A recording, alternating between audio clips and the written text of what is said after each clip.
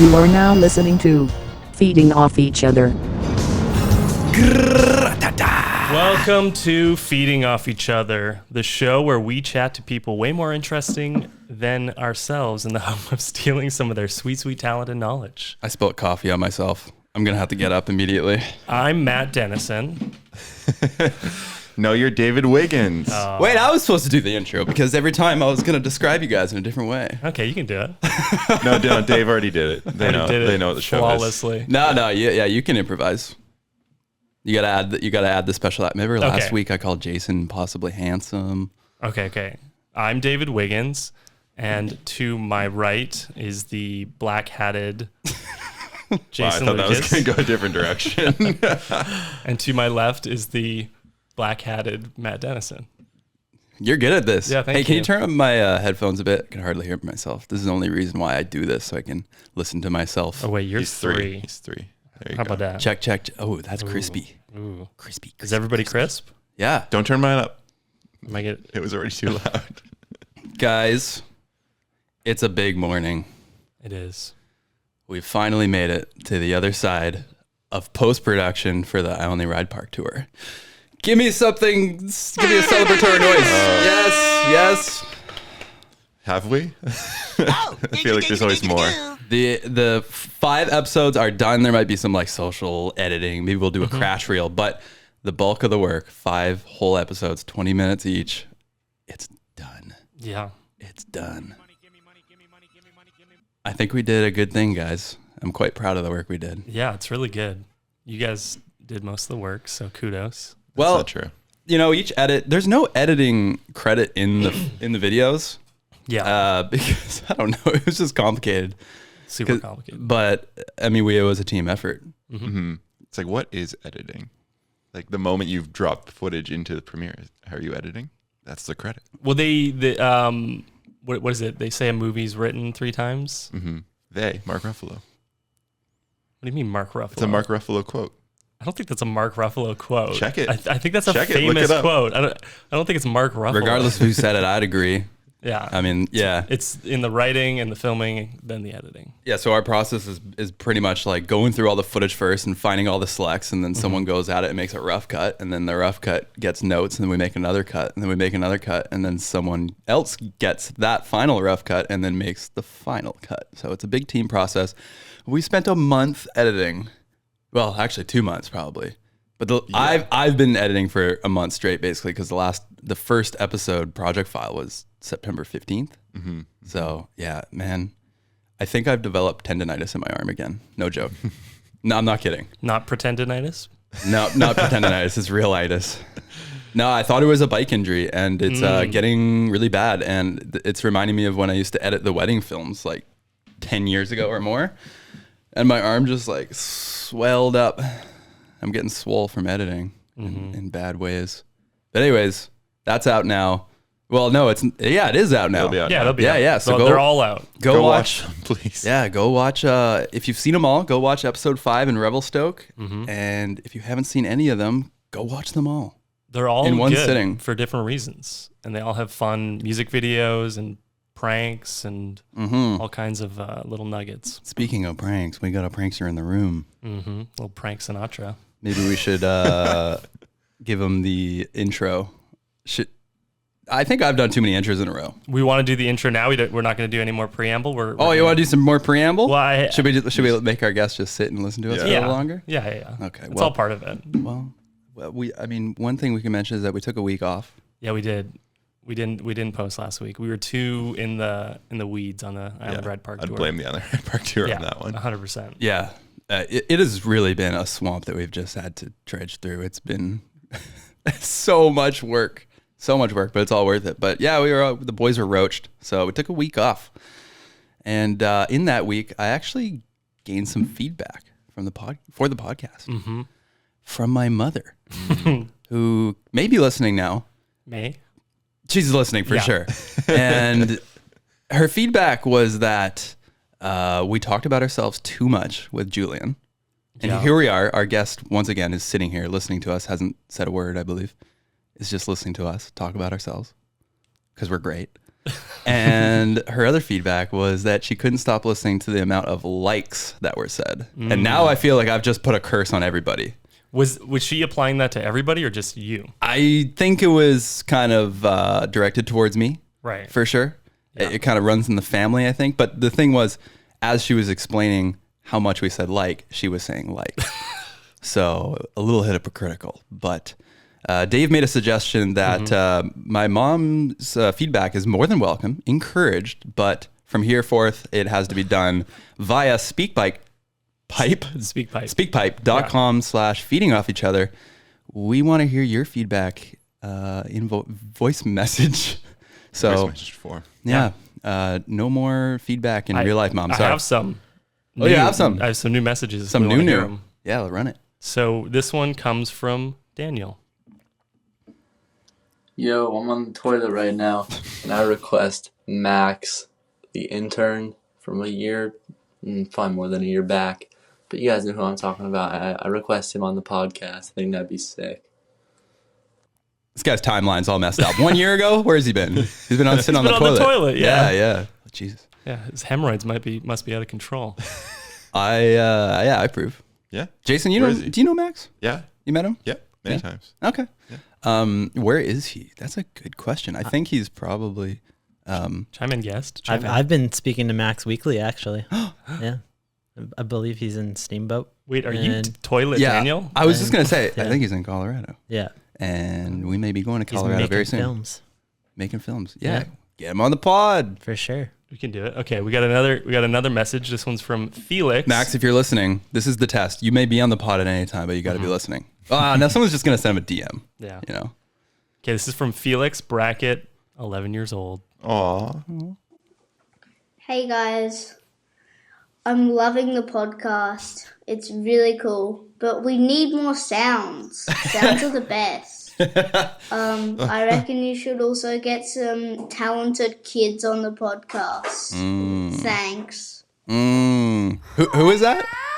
Wait, what? That was Was that his sound? no. Okay, that was our sound.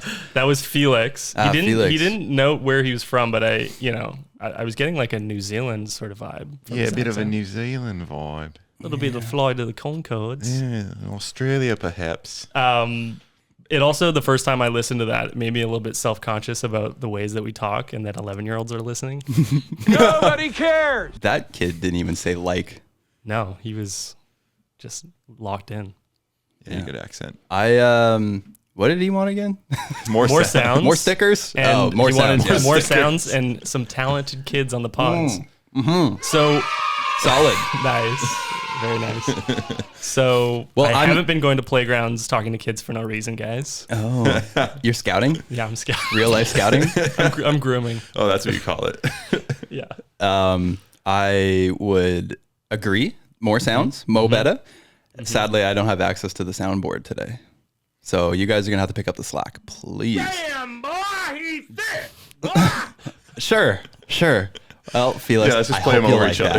that. I have a third one, but we can save it for next. Play it. Okay. You can't say I got another one I and don't then know. I mean, I next time you can. just keep it secret. Okay. Yo, Matt, David, Hey, and Jason. wait a What's second. up? I know This who is your favorite bottom feeder, God. Big Al. This week, I got a bit of a movie question, as I know Matt Dennison is big in the movie scene. What's your guys' favorite Christian Bale performance? I'm a fan of his performance in The Fighter when he played boxing legend Dickie Eklund. Back to you in the studio. Yo, this guy, Alonzo again? Is Alonzo going to be a frequent caller? Yeah, I don't know if you because we were laughing during it, but he called himself your favorite bottom feeder, Oh, yeah. and he called himself Big Al as well. Big Al. Yeah. Oh. Big Al, thanks for the question. My favorite Christian Bale performance is American Psycho. Yeah, I got to go to Dark Knight. Yeah, I mean, Dark Knight was the first one that popped into my head and the only one that popped into my head. Winner by default. Yeah, I would say that's probably the winner. I mean, I watched The Big Short recently, but it wasn't. It was good, but it didn't thrill me like The Dark Knight thrilled me. No. Secret guest? Yeah, I'd just go with Dark Knight. Too. Okay. Y'all Should we actually? Y'all are sleeping on American Psycho. I like that movie. It's just not. I think it's his best performance, though. Okay. I think The Dark Now we're Knight's the down best this rabbit hole. movie. I don't think it's the best performance. You know what I mean? Yeah. I see what you're saying. Anyways. Hey guys, I'm gonna wrap up this preamble. Okay, are we going forth with these facts of the week? Because we got another one. Oh, yeah, this one always enrages people. We can skip it. No. I mean, let's see how this goes. Okay. I think people were thrown off by the fact of the week last week. Okay, they were really thrown off by the momentum of the show. But let's throw them out of it again. Yeah. Okay. So, fact of the week: the term "the bucket list" was not a popular phrase before the 2007 movie "The Bucket List." And now everyone thinks it is a popular phrase? No, everyone thought that it originated before then. It was always a thing to make lists of things you want to do before you die before that movie, but that movie is what made the term "the bucket list" popular. But every time I bring this topic up with people, they get enraged. They're like, I remember being 8 years old and making bucket lists. I'm like, no, they were just lists of things to do before you die. Like, that's just a thing. What is this effect called? What is this? It's the Mandela effect. Mandela effect, yeah. It's a major Mandela effect situation. And you can like scour the internet. You will not find references to the bucket list from before that movie. I think we should pick a cool phrase and make a movie with that as its title and have that phrase. Do our own Mandela effect. Scouting. That's like Pineapple scouting. Express. What, you think that wasn't a thing before? It was not. Oh. They made the movie and they're like, if this is a strain of weed after we do the movie, then our movie has worked. And it was. But it's a weather pattern. Oh yeah, it's a weather pattern. Okay, I was like, that movie didn't invent the weather pattern. It's also a tropical fruit delivery system, of course. Yeah. Dole's been on So it for kind of years. was a thing, Okay, but maybe yeah. not for... Yeah. Yeah. I was just listening to a podcast where we were talking about that movie specifically on the way here. So weird. Oh my God. Synchronicities. Oh my God. If I had access to the soundboard, I'd be ripping one. I can't find any of those. Okay, guys, I'm introducing the guest. Today's do it. guest is a filmmaker, editor, and one of the chillest dudes you'll ever meet. He's a voracious world traveler. Voracious. Voracious. Damn it. I almost got that word and then I messed up. Traveler. He's a voracious. What does voracious mean? I don't know. He just can't get enough of it, Okay. I think. He's a voracious world traveler with more stamps in his passport. Who gets stamps in their passport? People get stamps? They stamp oh, your yeah. Okay. You passport. get the ink stamp. Fair enough. All right. With more stamps in his passport than the three of us combined, and recently returned from his trip to Burning Man. He's a former full-time member of the IFHT Mahalo, My Dude team, and we're very excited to have him here with us today, ladies and gentlemen, Andrew Santos. We brought in Welcome. 30 kids to welcome you. Hope Thanks, you like guys. that, and you, Felix, as well. No, thanks for having me, guys. I'm stoked to get to catch up with you guys. Have a chance to talk for a while. Yeah. You know, if it was any other day, I would have brought out this gift that you gave me, and we would have all partaked in this right now. I don't know if we should do this, but this is mezcal from, where did you get this from? Peru? Colombia? No, I was in Mexico when I got that Oh, one. Mexico. Okay. And it's got a worm in it. Yeah. My plan was to save that for the first time you were on the pod, but I mean, it's like 11 a.m. I don't know if anybody wants worm tequila right now. There's I'll two pass. worms. Ooh. You want to split? No. Yeah, we'll save that for another day. But thanks for the tequila. I hope you enjoy it. Yeah. Wait, you got to rate the intro. You got to eat the worms after too. Andrew, you got to rate Matt's intro out of 10. Oh, I'll give it a solid 10. Oh, wow. That was too easy. like It's a little light, honestly. I didn't even write it. Dave wrote it. You did question a few things during it, like I did, yeah. some words. Do people actually get stamps? Anytime I write the intro and he reads it, he picks it apart while reading it. He'd be like, oh, what's this word? Oh, this Yeah. is stupid. Wrong! Yeah, yeah. I would give myself much lower than a 10, but that's okay. Thanks. So, You suck! finally, you found a great use for that sound. Anyways, hey, let's stop talking about ourselves and talk about the man of the hour, Andrew Santos. How you doing? I'm doing good, man. Yeah, I woke up and I did hot yoga at 6:30 this morning. Ooh. Yeah. At home? No, I went to Just turn up the class. thermostat? Yeah, no, I went to a class. Oh, nice. Yeah. Are you still doing that fitness program? 75 hard. Yeah, tell us about that. What is, It hasn't been too hard. I've skipped one or two things, but 1 or 2 days here and there. But you and gotta start over. Yeah, I know you're supposed to start over, but I'm making positive changes and it's working for me, so I'm just gonna continue. Can you explain what it is? Yeah. So 75 hard program is you got to do 2 workouts a day, 45 minutes each. One of them has to be outside. You got to read 10 pages of a book. You have to drink a bunch of water. And How much water? Thing. Like a gallon? I drank 5 of my water bottles. I don't know. Well, your I water forget bottle the is like a actual- gallon. Yeah. The big one? No, not that Okay. that real big one. But it comes to about a gallon, I think. You inspired Water. Dave. He just took the Yeah. biggest swig of water I've ever seen him take on a pod. That's probably like 2 of those. Oh yeah, I crush about 2 of these a day. Yeah, nice. Solid. So you're on the challenge too. Yeah, I'm on the challenge. Can't you tell? So you're tired every day and pissing all day? Yeah, pretty much. Nice. Sounds healthy. Oh, and eating healthy. Is this Clean. 75 days? Did you say? Yeah. Okay. So I'm on week 4. Wait, and can you it's drink? about like 10. You're not supposed to drink. That's where I've had. Last night I actually had a drink because it was my 4-year anniversary with Brody, and I wasn't gonna not drink. Yeah. You gotta start over, dude. Yeah, you got to No. start over. You gotta start over. No, this doesn't count. There's an asterisk. When it comes down to like having an experience and like last night without having, drinking isn't everything to me, and it's not like, I have an unhealthy relationship with it. So I'm going to enjoy one here and there. And I think that's perfectly fine. Now, Smart.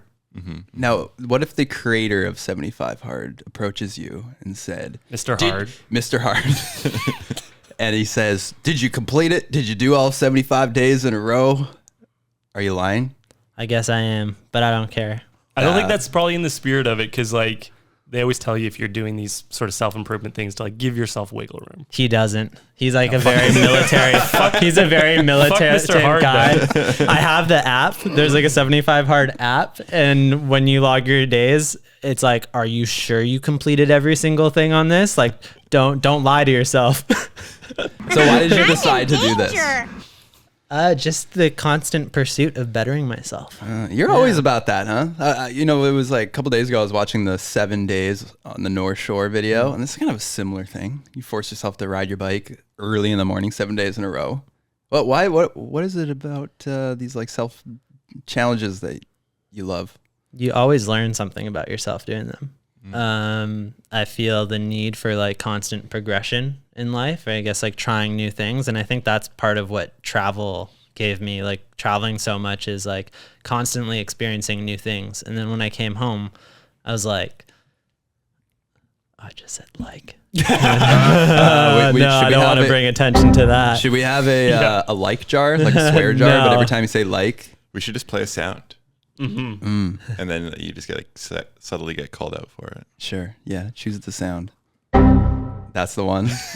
Okay, hold on. All right. No, That one's better. guys, we've brought too much attention to it. Yeah. Anyways, Slow when I down. came back home from traveling, I realized that to experience new things, you got to challenge yourself. And you were quite the traveler. How many countries have you been to now? I've been to just over 50 countries. 50? Oh, I thought it was more. Yeah. Than that. I thought it was like 100. That's a lot of countries. Jesus. There's How many- 195 195. UN nations. And you pretty much traveled countries. for like a year solid or 9 months solid? Yeah. So I've gone back and done countries, probably like a dozen of those countries more than once. Yeah. Okay. So that's why it may have seemed like I've done more. But I did 45 in 8 months. That's a lot of countries. That's a lot of countries. Jesus I think Christ. the question everybody wants to know is, what's your favorite country? What's my favorite country? I always answer this for different reasons, different things, different. I think everybody take a guess. I'm gonna say You can't say Canada, right? Croatia. I don't have a favorite country. Estonia. For different reasons, like beautiful landscapes. I love Switzerland. For partying, Croatia. Okay, the world's imploding. You have to move to, regardless of where it's imploding, you have to move right now, one country, live there your entire life. Where are you moving? Other than Canada, Other than Canada. it's either Portugal or Switzerland. Okay. Yeah. Likes chocolate. Yeah, the chocolate's good. I actually mailed Matt a Toblerone from Switzerland. Nice. Yeah. You did Yeah. mail me a Toblerone. The carbon footprint. Yeah. Speaking of bucket lists, it's on my bucket list to eat a Toblerone on the top of a mountain in Switzerland. Yeah. I think that's a Mahalo video for another day. Is there a Mount Toblerone? Yeah. Oh, The mountain even better. that's on the chocolate bar is an actual mountain. That's what I thought. In Switzerland. And there's also a bear in the mountain in the logo. Oh, I didn't know that part. Yeah. So I thought you were going to say you'll just move to Burning Man. Yeah, if that was an option. No, he said he's gonna move to Bern, man. Bern's a city in Switzerland. It is. Okay, that's a What? deep Yeah, cut. it is. B-E-R-N. Wow. Very nice. Sorry, Yeah. sorry. My Swiss fans are gonna love that. Yeah. You got an atlas they under are. the table? What are you looking at? No, I'm just happy to see you. Well, okay, we've waited a while to hear about Burning Man. You wanted to talk about Burning Man on the pod. Let's hear the dirt. Well, first of all, what is Burning Man? Felix out there, 11-year-old Felix, has no idea. Let's explain to him. All right. I'm going to say Burning Man is a festival, and all burners are going to be like, no, that's not right. You're not allowed to say it's a festival. But in the old meaning of festival, a gathering of people to celebrate a certain thing, it is a festival. What it's not is it's not like a Coachella. It's not a festival, the modern day festival that we think of, like a Lollapalooza music festival with like thousands of people. And Burning Man is a pop-up city in the desert, 80,000 people, and they pretty much go to this desert. It's just outside of Reno, and it's a pop-up city that's evolved around art, and money is not a thing as well. You pay for your Burning Man ticket, you pay your camp dues, which is part of being a camp. It covers things like food and like other structures. Like we had a washroom and kitchen set up for us. And so those are camp dues and your ticket. Once you get there, money is not a thing anymore. And that's like the biggest difference I've found from other festivals or other things I've done is at Burning Man, everybody values you as a person and not money. Like there's no exchanges of money. If you want food, you go to another camp that is providing food. If you want a dance party, there's another camp for it. If you want a foot massage, there's a camp that'll do it. Pretty much all these camps that Burning Man is composed of, you need to offer something in return. And so our camp, we had a thing called the Serpent Queen, which is a mutant vehicle. How you get around the desert is either by bicycle or by mutant vehicle or art car. And they're basically cars that don't look anything like a car. And ours was a riverboat. So we provided that. We rolled around in this riverboat. Anybody's allowed to come up, enjoy this experience on the boat. What do you mean by a riverboat? A riverboat? It's like... Different from an ocean boat or a lake boat. Yeah, riverboats, they move not by like a propeller, but like a paddle, a big paddle at the back. Okay. Like spins, right? Yeah. Got it. Steamboat type of. Okay. Yeah. The history behind ours is supposed to be an invention of Nikola Tesla. And Mark Twain combined. So there's like a little bit of a story to it, but you get around by bike or by this art car, and then your camp provides something, and there's camps providing all types of anything you could imagine. I played a hockey tournament on the desert, obviously floor hockey, but I got to play some hockey, go to my Canadian roots, and it was at a camp that was called No Regret Skis, and they were serving Tim Hortons. Noise. Yeah. Hortons. Tins. W-H. W-H. Yeah. Can you explain what that meant? No, it's Seems a little discriminatory. Would upset me as a fine lady. you gotta be open-minded going to Burning Man. I guess so. Yeah. Drink up the Tim Hortons. Mm-hmm. Now, how much does it cost for a ticket? They range. So if you get like early bird or you last minute, they get pretty expensive. I'd say the average is around $750. How much did you pay? Or $750. That's how much I paid. Yeah. $750. Now, and then I paid another $750 for my camp dues as well. in real money. Real money. Okay. Yeah, USD. Okay. He just described money to them. Well, because I thought that there was some. I remember I heard that you made cookies or something. Like you had to make like a ton of cookies. But before we get into that, Okay. Is it true that if you skydive into Burning Man naked, that you get free admission? I don't know, man. That's like the Whistler bungee thing too. It's a rumor. What's the bungee thing? The same thing. You get if you bungee jump naked, you get for free. I think it might have been a thing back in the day, but now it's too many people know. Too many people know. Also, I think do they that's the want case. random people skydiving in all the time? Naked? I mean, when that many people do it. There are a few people who skydive in, and there's an airstrip right on Burning Man, right in the desert. I guess there's a lot of land to land. Mm-hmm. It's a sketchy runway. Excuse me, my body just made a noise. Oh my god. Mute that. Oh, great Odin's raven. So, where did the cookies come in then? I heard that you had to make it was your job to make a whole batch of cookies that you then had to trade. Is this true? Yeah, you became a baker. Yeah, I mean, okay. So another thing about Burning Man is you don't just show up and enjoy the event. You gotta do work when you're there. It's a lot of physical labor. Like it's a pop-up city, and the only way it gets built is from everybody there doing it. And you wouldn't expect here. You are paying for a ticket and going someplace, so you can't just lay back and enjoy yourself. It's a lot of physical labor, and if you're not doing physical labor, you're the thing called a sparkle pony. And nobody likes a sparkle pony. Sparkle? How do you get a sticker or? I'm sure there's some stickers around. Maybe put on your back when you're not looking. How do you spot a sparkle pony? They're the ones who just showed up and are just enjoying themselves and not doing anything to contribute.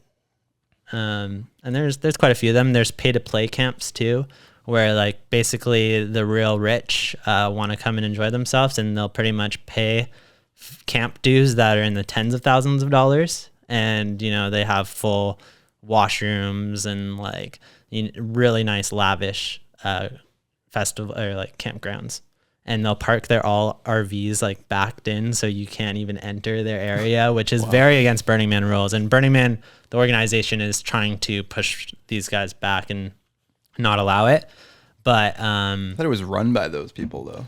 Yeah, that's the thing. It's hard because they bring a lot to the table too. Yeah, you do need some money to do the types of things that are being done at the event. Yeah. Yeah, it seems quite elitist. Yeah, and there's probably a lot of sparkle pony full of sparkle ponies there, but you don't want to be a sparkle pony. You want to put in your blood, sweat, and tears, and that's what makes Burning Man Burning Man. You do that with your group. My camp was about 30 people. And because you're putting your blood, sweat, and tears into it, you build better bonds and relationships. And you struggle a lot with these people. And that's what makes it so special. And yeah. And where do the cookies come in? Am I like tapping into some boring story because I heard about these cookies? No. Cookies are just one little. I have tons of stories from Burning Man. Cookies was a part of it. Tell us about the cookies. I'm talking about the cookies. Yeah. Okay. I'll dive into the it. answer, man. I'll dive into it. It must be controversial. Okay. No. So you need to do work at Burning Man, and one day they're like, we need a bunch of cookie dough made.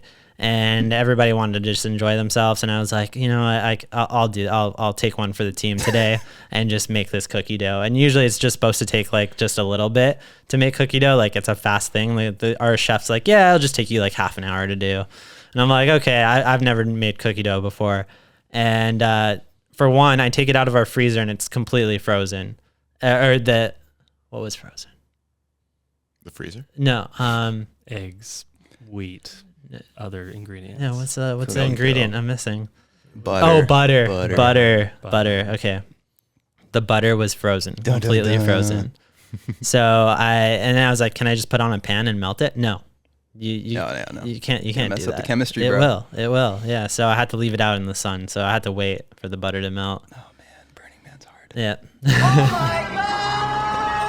It took me a few hours to make this cookie dough, but I made 140 cookies worth of cookie dough. And then we were out in the middle of the playa. The playa is like the desert in between the camps. And we were out in the middle of nowhere.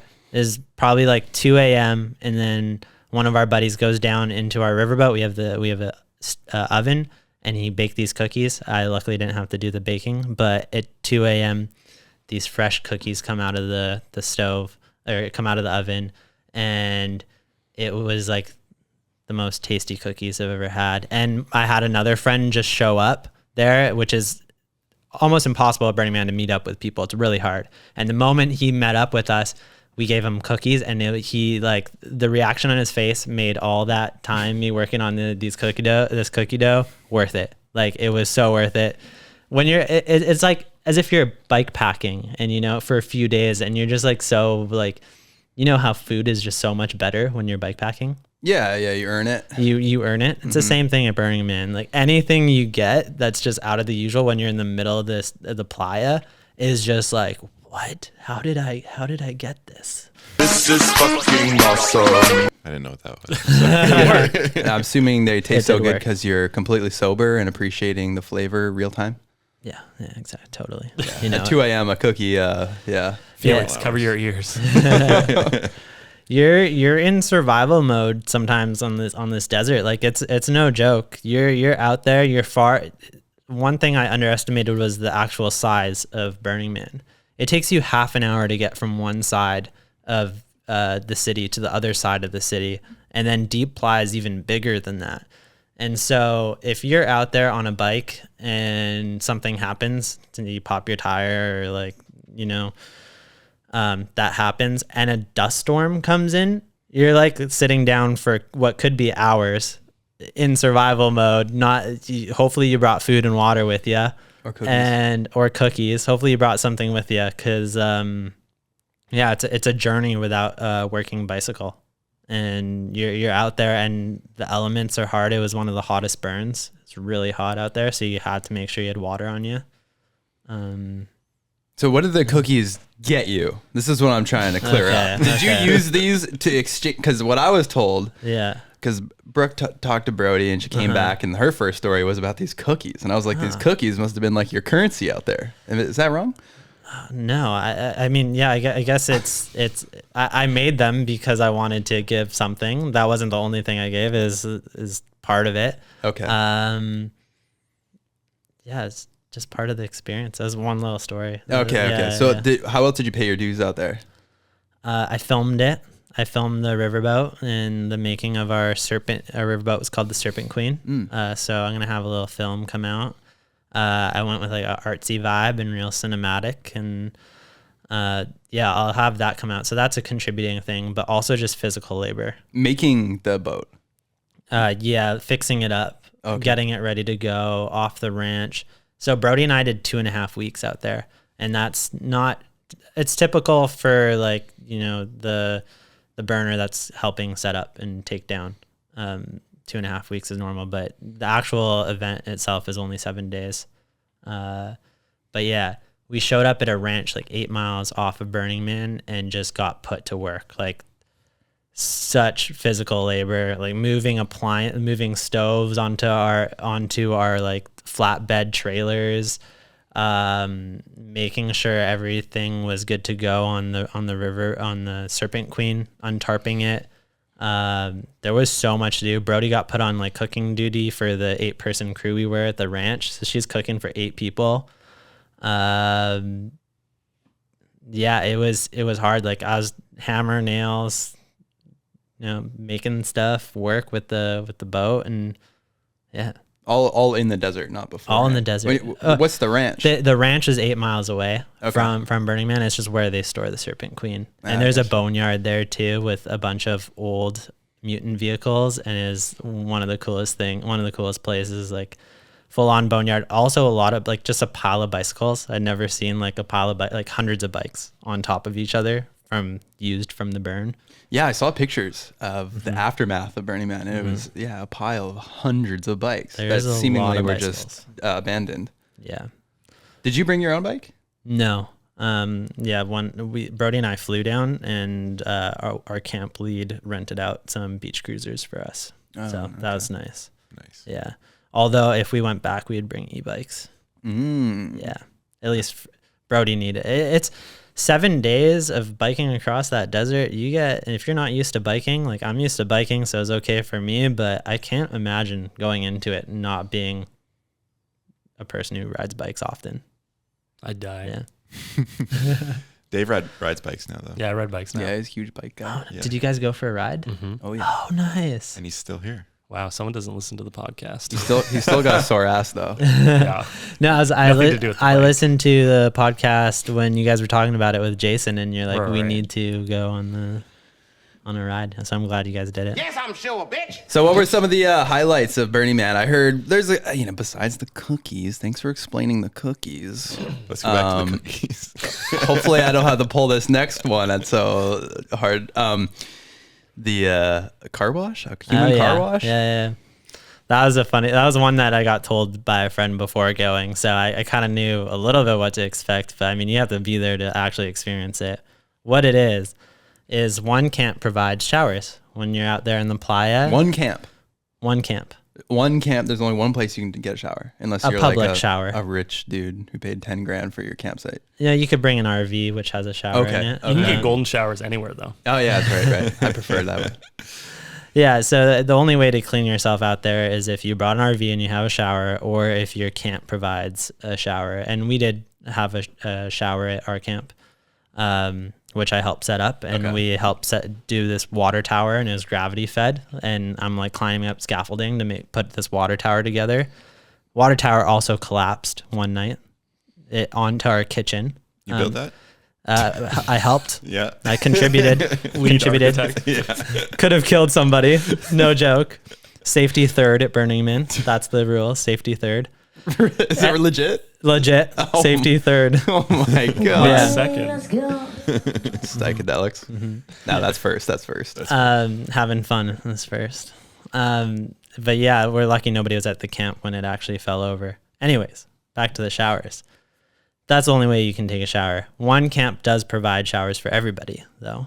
And it's run by Bombers, the soap company. Bombers? Yeah. Do we have that sound? Those bombers? You definitely need that sound. It's run by Bombers? Okay. Yeah. And then if you actually read their labeling on their soaps, it's run by a guy who's like religious about psychedelics, and the labels are actually pretty wild. They're different. Oh, Bonners. Bonners. Yeah, okay, they say sorry. bombers. No. Yeah. Oh, okay. I know what you're talking about. Yeah. Bonners. Oh, he's into psychedelics. Yeah. Okay, this It was explains a family. a lot. It was a family. I have Bonners in the shower. Excuse me? And yeah, you could, if there, you know how like people read shampoo bottles on the toilet? Like this is like an endless reading. Wait, Dr. Bronner's?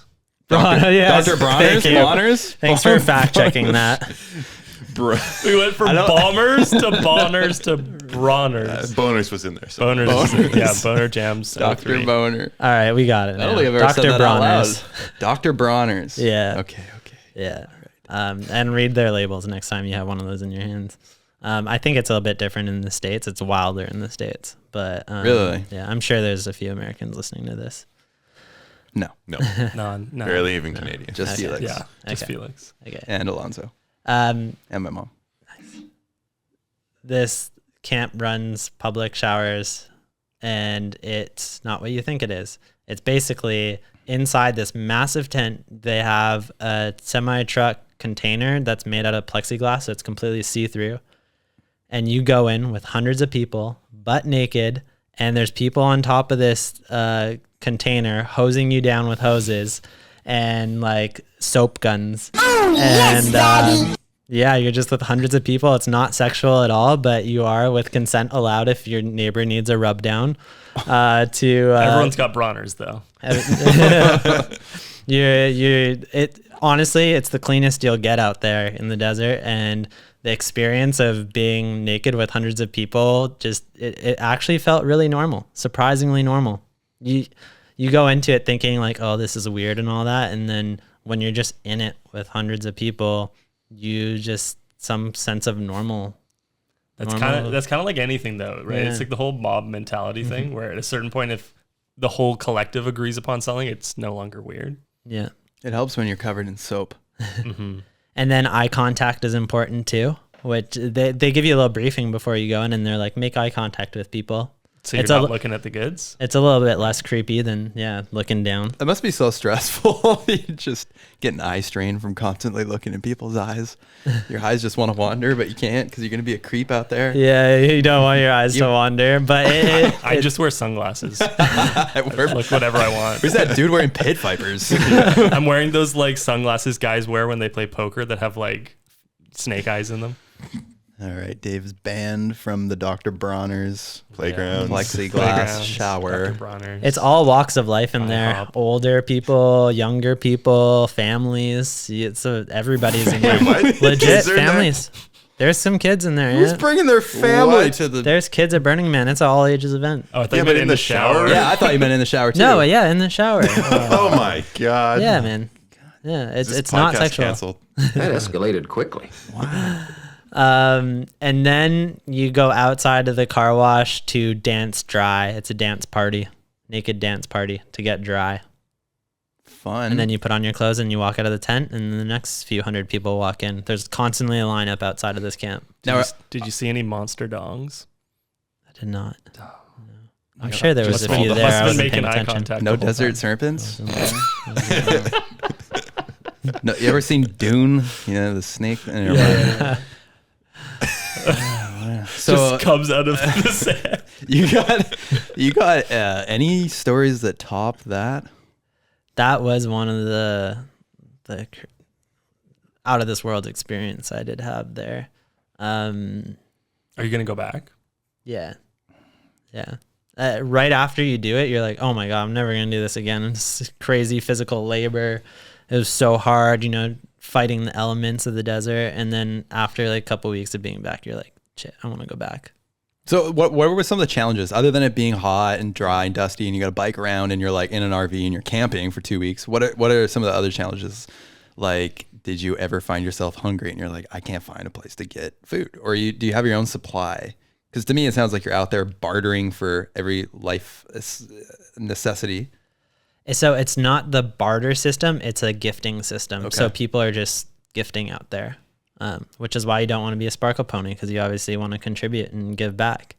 Food is never an issue. You're given a booklet of what other camps are providing, and it's like a thick booklet filled with thousands of things. And you can look up the time, what kind of food you're feeling, and then bike to the camp and get whatever that is.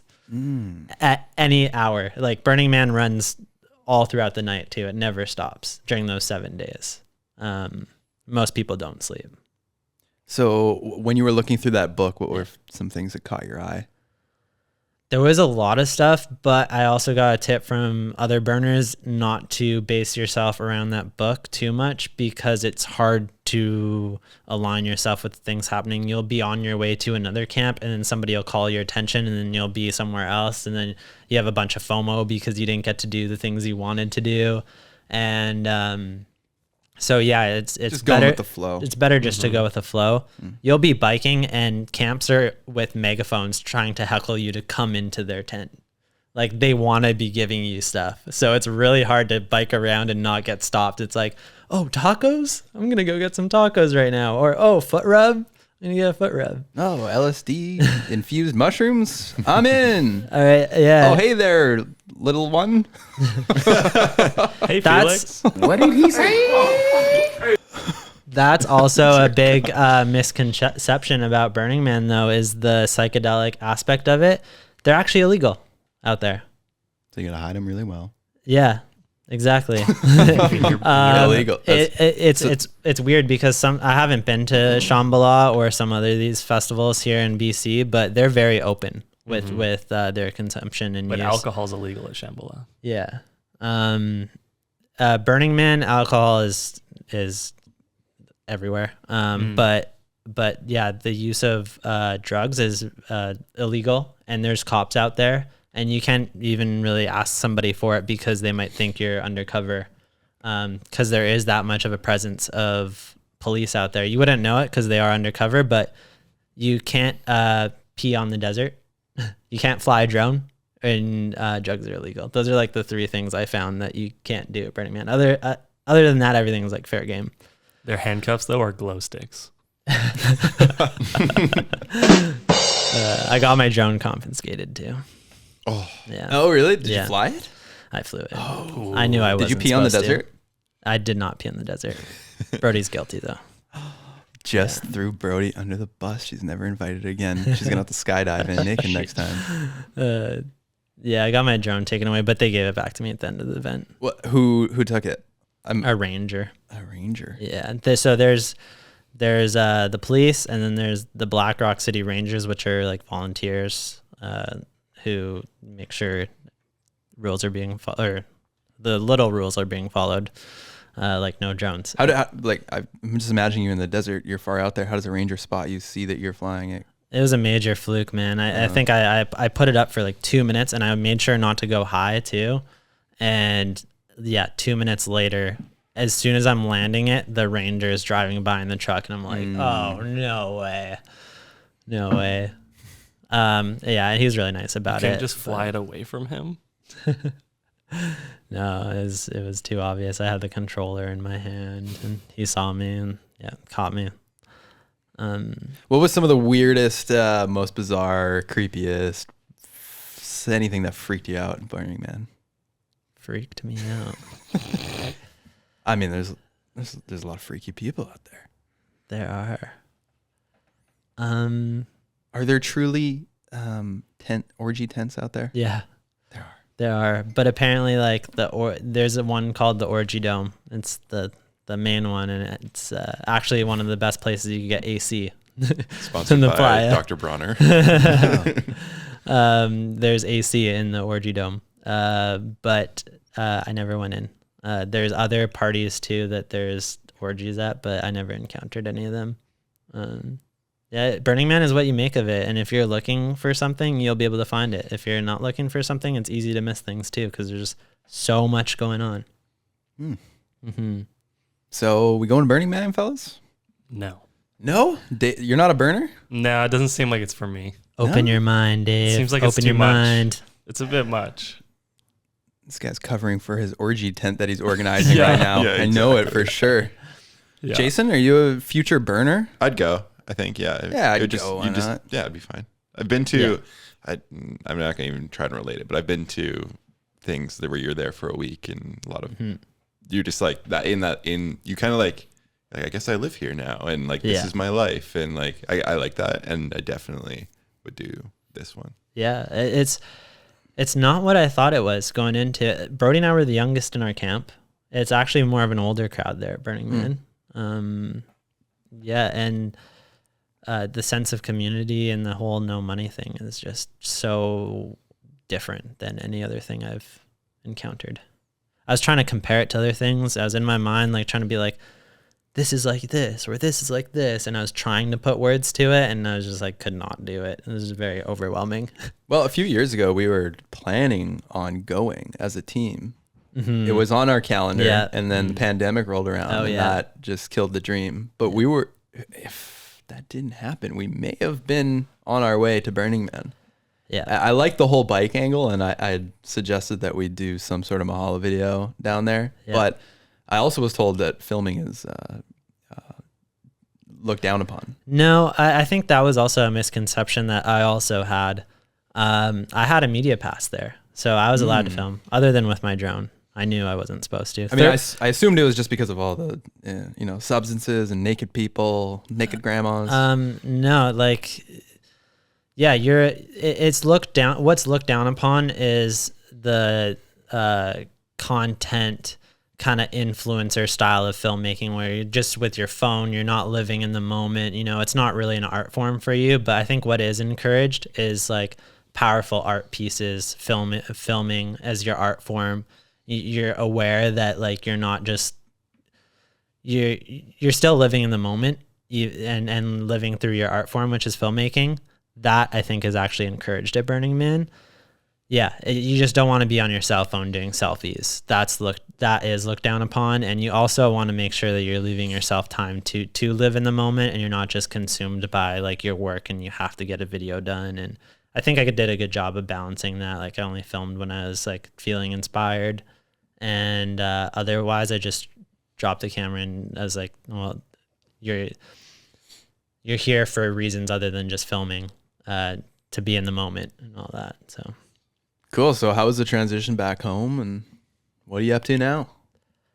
transition back home has, it's been all right. I mean, coming back from Burning Man, you're like, damn, why can't you kind of get a little bit upset at society for not living in more of a friendlier state that what Burning Man is. Like, you're walking down the street, everybody's smiling, everybody's helping each other out. Everybody's doing everything they can to help another person out. And it's just such a lovely like community aspect of it. And I would love to see more of that in everyday regular life. People are expressing themselves way more, you know. Art is more of a thing. People encourage other people. It's very inspiring, and I think we should do more of it in our day-to-day, and I'm coming back and I'm feeling inspired to do that, like bring that more into everyday life. Yeah. I'd say, though, that's maybe a hard thing to sustain. It is. Over a whole life versus 7 days. It is, but I think it's also... it's simple things like and general happiness of people like smiling at each other like on the SkyTrain. Like that shouldn't be hard to sustain. Yeah, life's hard. Life's hard. It doesn't smile at strangers. I'm just like envisioning like so many like cult and commune documentaries I've watched, and like they all start like that, and you're like, why can't life be like that? And then there's just one dude that's like, I'm actually God and I'm gonna fuck all you. So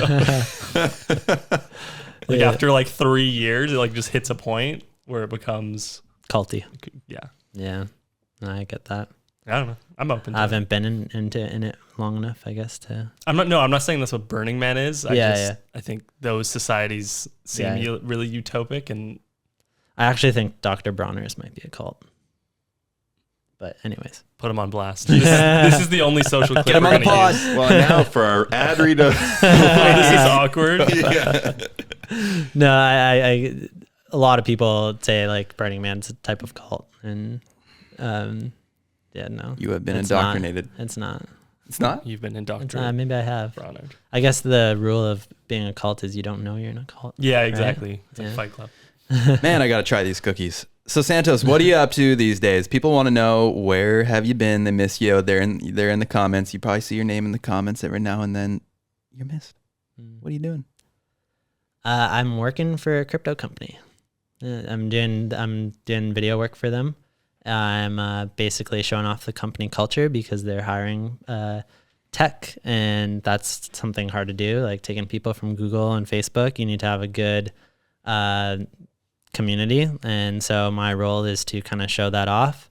I'm also producing an NFT podcast with them, and I'm trying something different. It's very fun learning a new industry that's also just so new to everybody, but new to myself.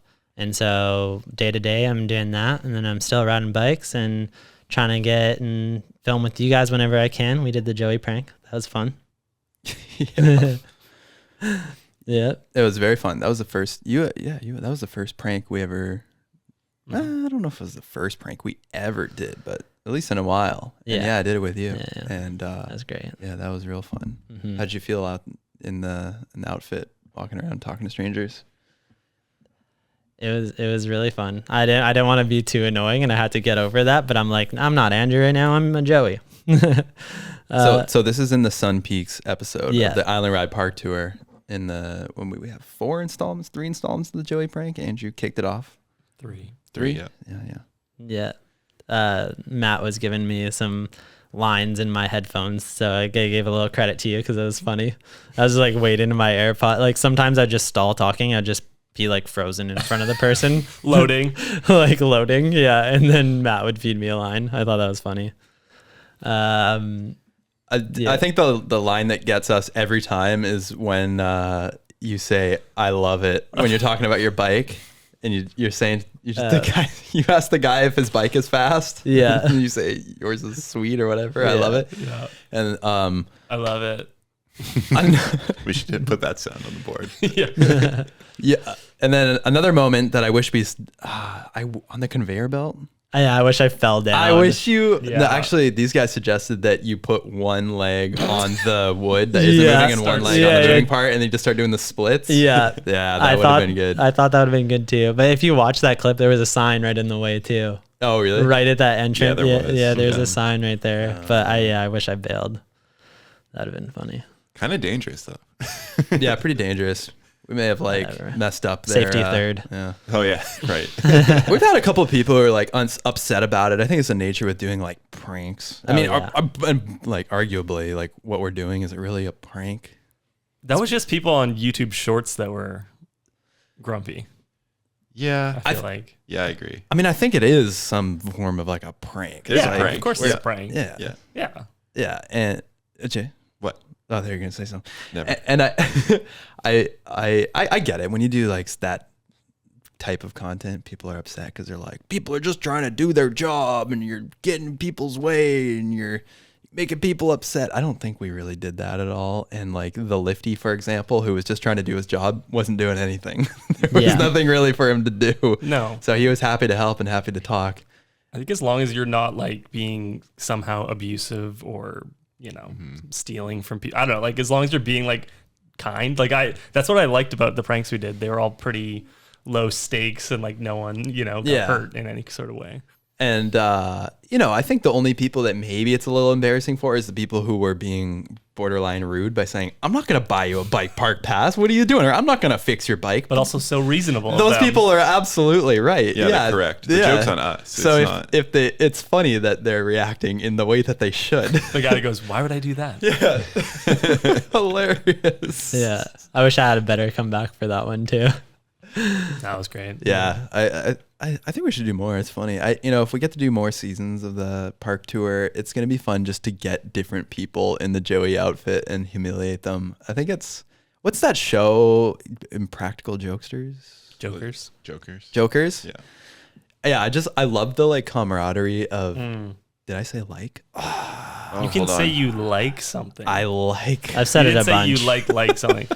I've been I like- listening. I haven't like noticed it. a lot of likes. I've noticed some likes, but I I've said refrained some. from playing. Hold on. Where the fuck is this sound? Oh, There we go. I've said it and I've looked around at you guys to like see if you caught well, it you were or like not. mid burning. Oh, you just Yeah, said I know. I had to just keep on going with it.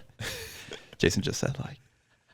Anyways, I like I enjoy the camaraderie of all the guys just putting each other into humiliating situations. That's the best part. Yeah. Anyways, thanks for kicking off the pranks with us. It was a lot of fun. That was fun. Yeah. So people want to know, why did you leave Mahalo, my dude? It would be a miss for us to not to talk about this. So yeah, let's talk about it. I just want to try something different. You're riding bikes, filming. It's been a part of my life for a very long time. I really loved what we did. And part of my decision knew that like this wouldn't go away. Like we're still here and, I could always ride bikes and film with you guys for fun whenever I want. And, so I didn't look at it as like completely leaving. I just thought of it as trying something new. And at the time I didn't have another job lined up. I just did freelance, and that opened my like schedule up to filming in different places, different countries and all that. And I went to Colombia and Mexico for a few months at the beginning of this year, actually. And then when I was there, one of my roommates was like, hey man, do you want to come to Aruba and film this retreat for my work? And I was like, sure. And me having nothing on my schedule just allowed me to drop everything and go from Mexico to Aruba, film this retreat, filmed the retreat, did a video on why people should work for this company. And then I was like, damn, now I want to work for this company. And it's in crypto, and I'm learning a lot. I think it's really going to be a part of our future. It's smart contracts. It's like part of NFTs, the way ownership works. I think it's actually going to be a part of our future. We might not be calling it NFTs. It's just like we don't talk about code today, but it's part of our everyday lives. Like we're using our phone apps on our phones and all that. So yeah, I feel like I'm at the forefront of it. It's really exciting, and I still trying to ride my bike as much as possible. Even though right now, since I do have a new job, it's taken a bit of time, but it's going to allow me to ride bikes more in the future. I'm curious, looking back at your days with us full time, what was some of your highlights some of your favorite videos you worked on? I Mm, definitely have so my many favorite of yours. highlights. So many highlights. Yeah, we went to Japan together. We bike packed together. Um, yeah, so many. I don't know if I could pick just one. You say yours first. I'll think about it. Well, I had mine, and then you said Japan, and I thought, oh, maybe I gotta change it because Japan was probably the best trip. But Costa Rica was the standout trip. I mean, that was like a solo project for you. I mean, we were involved. I guess we surprised you with the ticket. Yeah, if it wasn't for you, I wouldn't have gone. Yeah, and that was a crazy trip that you went on 100 kilometers on a piece of crap bike that you bought upon the first day of arriving. Yeah. And you rode it through jungle, basically. You got attacked by dogs. You're getting free meals along the way. Is that right? And sleeping on the sparkle pony over here. Sleeping on the beach. Yeah. And then you made it to Envision Music Festival. Right. Yeah. Yeah. That's another jungle. It's a jungle festival. That's more a festival in the sense of the word we use today. It's a music festival. But it also is an experience festival with yoga and all that. And if you watch the video, you'd know that. I guess one thing I left outside of the video was just the synchronicities that happened at the festival that I just couldn't catch on camera because they were just so out of the blue. And one of those things, I don't know if I've even told you this, but I met probably like a dozen people there, like got to know a dozen people well, had actual conversation with them, remember their name from from like the first, I'd say, few days of being there. Three of those people were people I met at the hostel I first stayed at, and they were the first persons I told about this bike. Like I literally just got off my bike and had nobody, like just endured this few days of like gnarly being in the forest without knowing what was going on. Really, I went into that bike trip so unprepared. Super gnarly. What's the title of this?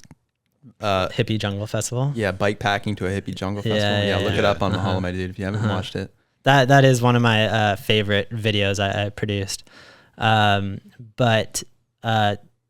Anyways, met about a dozen people, and on one of the last nights of the festival, I went to go see Rufus play, and not a lot of people go to the festival for Rufus, but Rufus was a highlight in my mind. And when I went with like two people.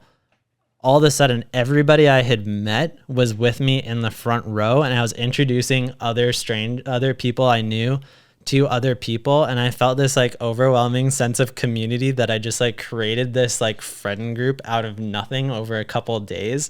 Here I am introducing people to other people, and I came solo, and it was just such a crazy moment where I was like, how did everybody, like nobody made plans to meet here, nobody did this, and all of a sudden I can name everybody in the front row of Rufus. What's Rufus? Rufus. He's an artist. Dave, He's an artist. Yeah. He's a music electronic artist. Okay. Yeah. He bakes cookies. Yeah. He's a baker. Yeah, that happened, and that absolutely blew my mind. That I could do that, and just. Yeah, I like to call it like synchronicities when you're putting yourself out there in something that you're not used to. Burning Man is a really big one. Sometimes they come through plant medicines too. But yeah, putting yourself out there in the world just creates these like weird synchronicities. Well, you're good at bringing people together. I mean, when we first got to know you, I was going to actually ask, how did we meet? Which is another story. I don't even know. Do you remember? How did we meet? Yeah. Through Kaz. Okay. Yeah. Oh, that reminds me of another story we got to touch on. But anyways, you're very good at bringing people together. You're always a good vibe. And that's why at a certain point wanted to have you on a part of the team, is because whenever you were with us on set, you just brought a good energy to set, and people enjoyed just chatting, and you just improved everybody's experience. So it makes sense that you would do something like that in the jungle, bring a bunch of people together. I think you're doing that wherever you go. I appreciate that, man. And you're tearing certain people apart, including Kaz and his family, and possibly your mother. We got to clear up a story here from childhood. Yeah, we do. So if you listen to our podcast Which I did. weeks ago with Kaz Yamamura, who grew up with Andrew Santos. They were neighbors. Kaz brought up a story where he was banned from your house because he sprayed your mom with a garden hose. And immediately after the pod was posted, you messaged me and you said, we got to clear up the real story. Oh, yeah. So you have the floor. Clear up the story. All right. Yeah. So Kaz and I go way back. We were next door neighbors when he moved to Canada. He moved from Japan. I think it was his first house from Japan.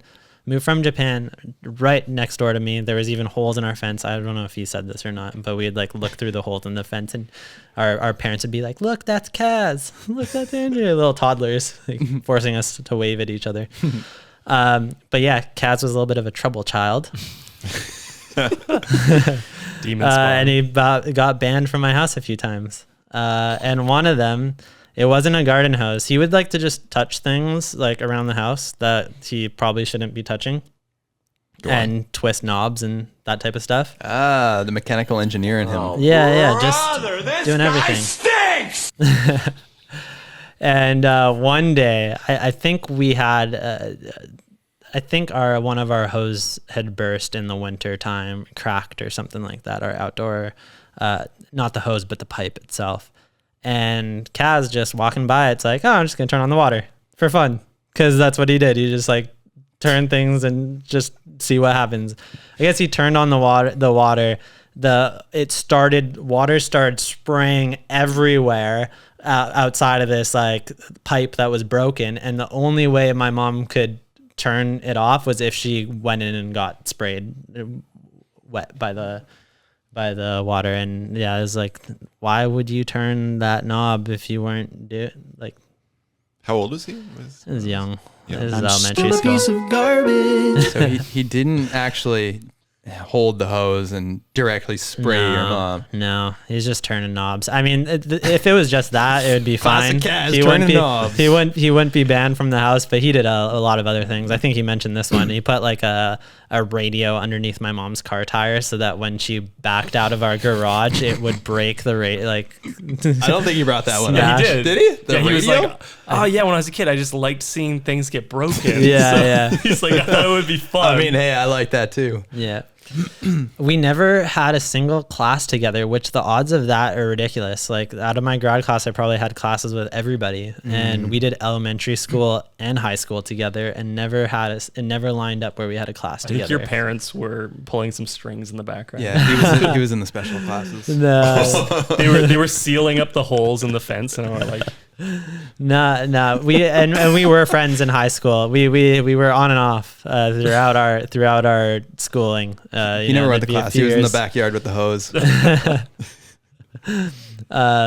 Yeah, we were friends for a long time. I feel like you guys are both gonna disagree on the details of the stories. Mm-hmm. We should just get you on the pod. Let's go deep dive into the childhood, therapy session for you two. Yeah. I think it'll be good and healthy and fun for everybody. I don't know if we remember most of the stuff. It's just a blurry child memory. Too many Burning Mans in well, between. we need to get both of their parents Yes. as well. Yeah, that's our parents. Full group therapy session. Emotional damage. And then just replace us with their parents. Yeah, I love it. We'll do that for maybe episode 100, episode 69. I don't know. A celebratory pod. How about a game? Yes. Sure. This or that. Are you ready? I'm guessing you're familiar.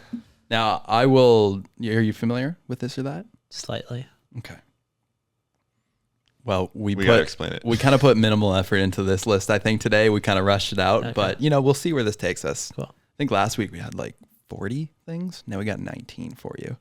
But this or that, we don't have we keep talking about this every week. We got to write down an explanation of the game so we know how to explain it. Otherwise, I'm going to say you just choose between two things, this or that.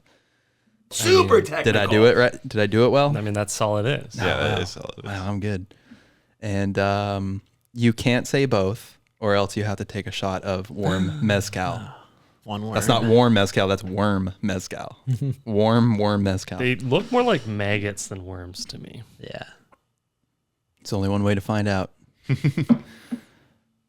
All right. Well, somebody want to play the music, and I'll do the this or thatting. Chicken strips. Did we both do All it? Oh, wait, I got to turn mine off. Hold on. Oh, wait. Jesus. Sorry.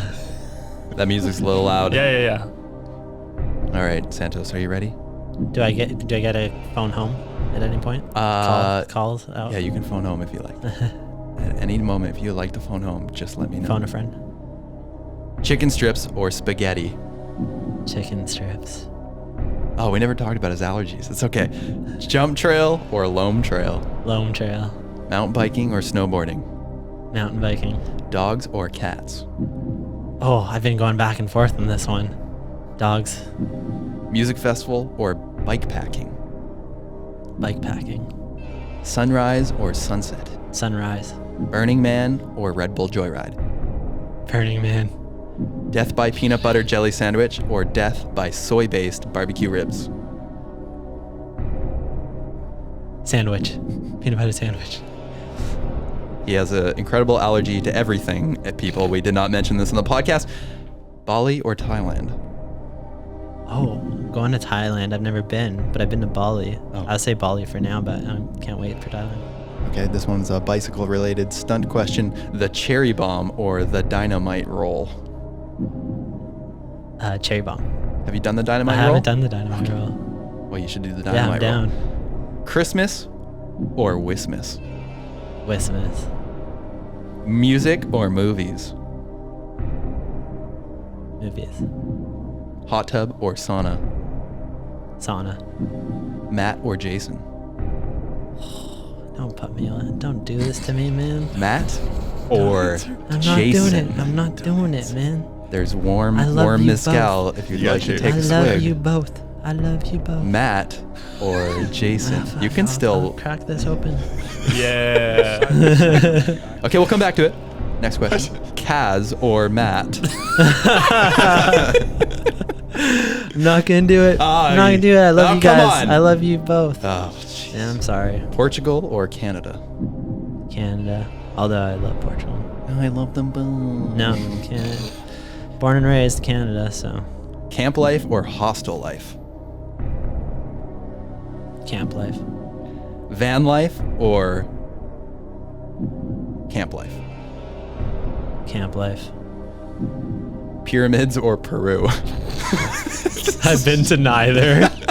Peru though, because I watched the Andreo video. All right, and last but not least, Matt, Jason, or Kaz? All of y'all. I love ya. Okay, we'll let it slide. Alright. Yeah, well done. That's how you play. You got to take a shot of mezcal at some point Yeah, I in your guess. life for not answering which one of us Yeah. you love And the then most. take but a video that's of fine. yourself and we'll put it in a future podcast. Yes. Yeah. That'd be great. Okay, wait, real quick. Let's talk about your allergies because I meant to get there, and then we had the questions: death by peanut butter jelly sandwich or death by soy-based barbecue ribs. We gotta end on this. Alright. He's deathly allergic to a lot of things. Yeah. Despite that, he travels all around the world. He's allergic to peanuts, seafood, seaweed, soy, nuts of all varieties, Yeah. Fish. Yeah, Fish. all fish. and All fish, all He's still nuts, here, folks. and soy. I outgrew my chickpea allergy. I'm sure you'd be pleased to be informed. oh, Yeah, it was really nice. Just about like a year ago, I just started having chickpeas, and now I'm good. really? Just mucking that hummus in the Burning Man. I love hummus now. Really? Yeah, life changing. How do you just get over it? I don't know. Brody's just like, she doesn't believe my allergies, and sometimes she I like, know this Yeah. about Brody. She thinks Yeah. you're faking it. yeah. So she'll like feed me little bits here and there, and most of the time I'll have an allergic reaction. But she did it once with hummus, and I didn't. Okay, I'll be honest. At one point, I sided with Brody, and I kind of thought, I think he might be overly cautious too, and he might just be kind of avoiding these things because he didn't like it at one point, and he wasn't sure. And I understand why you'd want to avoid these things. That was until you came to my house a few years ago. Barbecue. I served you soy-based barbecue ribs. They were Maui ribs. Yeah. And you swelled up like a balloon, and it was very frightening. And I've never seen you like that. And that's blew from there up. on. You blew up. Yeah. You literally exploded. No, but from there on, I was like, oh, this is real. Yeah, it was really funny too, because not only did I eat it, but I rubbed my eye with my soy sauce covered fingers, and then my eye also inflamed. Couldn't even open my eye. Can we share the picture right now? Sure. Here it is. Oh, look at that. Wow. Wow. It's a good one. You really did swell up. Edit that in now.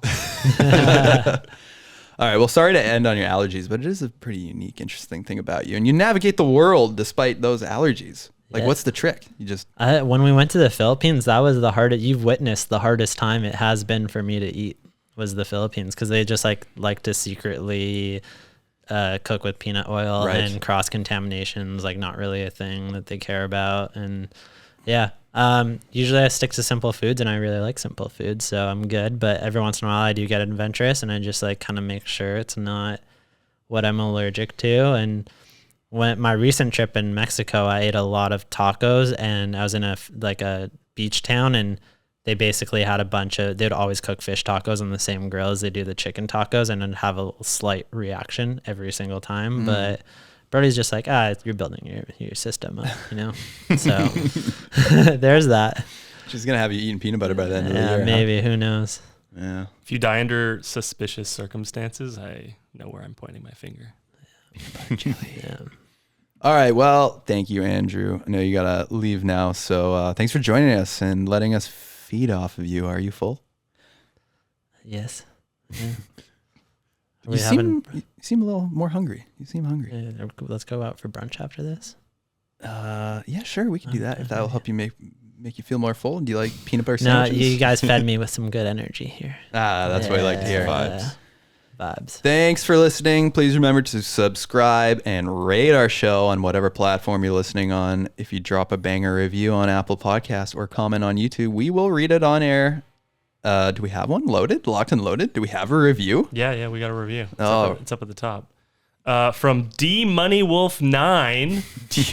Amazing podcast. Even if you have no clue who these three are, it's amazing to listen to. It's the greatest podcast I've ever listened to. And most people What? don't. Is that you, Dave? I didn't even see that on the screen. It does sound like me. It actually wasn't. I did leave us a review, but that wasn't it. Was that from Dr. Bronner? Who? Yeah, that was Dr. Boner himself. All right, folks, that's it. See you next week. Thank you for listening to Feeding Off Each Other. Please subscribe for more great podcasts.